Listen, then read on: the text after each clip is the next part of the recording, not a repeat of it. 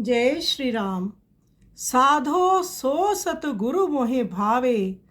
संत कबीरदास जी का ये पद है। संत कबीरदास जी कहते हैं कि हे सज्जनों, मुझे वह सच्चा गुरु प्रिय है जो सत्य सनातन परमात्मा के दर्शन स्वयं भी करे, मुझे भी कराए, सच्चा सत्संग करवाए, अज्ञान रूपी निद्रा से जगाकर मुझे पर ब्रह्म परमात्मा के दर्शन करवा दे, जिन दर्शनों में समस्त लोगों के दर्शन हो जाए, अनहद ना सुनवा दे, सुख दुख एक समान लगे, भेद बुद्धि मिट जाए, आत्म ज्ञान आत्म प्रकाश दर्शा दे। संत कबीरदास जी कहते हैं तब त्रितापमय मिट जाते हैं और अमर पद की प्राप्ति हो जाती है। जब ऐसा सच्चा सदगुरु मिल जाता है तो वो मेरा सबका कल्याण करवा देता है।